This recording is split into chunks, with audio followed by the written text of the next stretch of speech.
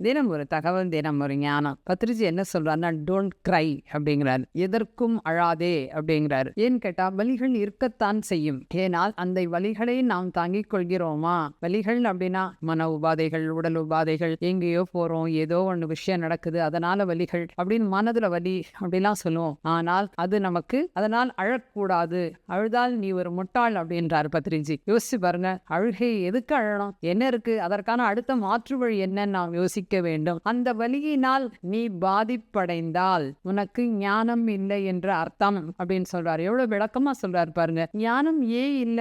அறியாமை. அது அறியாமை ஏன் இருக்கு அப்படின்னு சொன்னா, ஏதோ ஒரு பேராசைகள், இதனால நமக்கு அந்த வலிகள் இருக்கு, பாதிப்படைகிறோம். ஆனால் அவசியம் இல்லை. அறியாமை இல்லை அப்படின்னு சொன்னா அது ஞானம் இல்லை. ஞானம் ஏன் இல்லை? தியான சாதனை இல்லை. தியான சாதனை தொடர்ந்து செய்யும் பொழுது எந்த வலிகள் வந்தாலும் ஏற்றுக்கொள்ளும் பக்குவம் வரும். ஏதோ நான் பண்ணியிருக்கேன் முன்னாடி, அது எனக்கு இந்த வழியா வந்திருக்கு அப்படின்னு பாதிப்படையாமல், இதை நான் தியானத்தால சரி பண்ணிக்க முடியும், இல்லைன்னா ஏற்றுக்கொண்டு ஏதோ சின்ன சின்ன விஷயம் வந்துட்டு போட்டோம் அப்படின்னு ஏற்றுக்கொண்டு வாழ்வோம். நம்ம அதன் இதுதான் வலி அதுதான் வலின்னு சொல்லிட்டு மனதை சோர்வடைய செய்யக்கூடாது.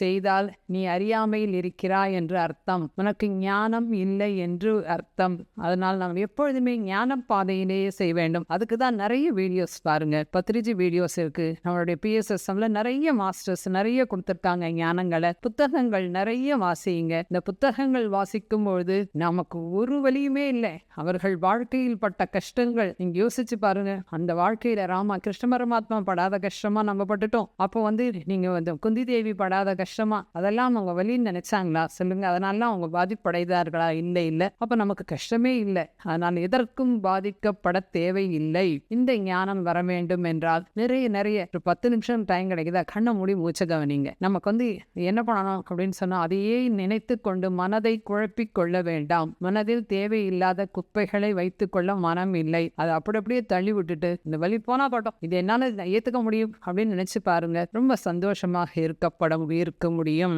அதனால எதற்கும் பாதிப்படையாமல் இருப்பதற்கான ஒரே வழி தியானம் மட்டும்தான். நன்றி.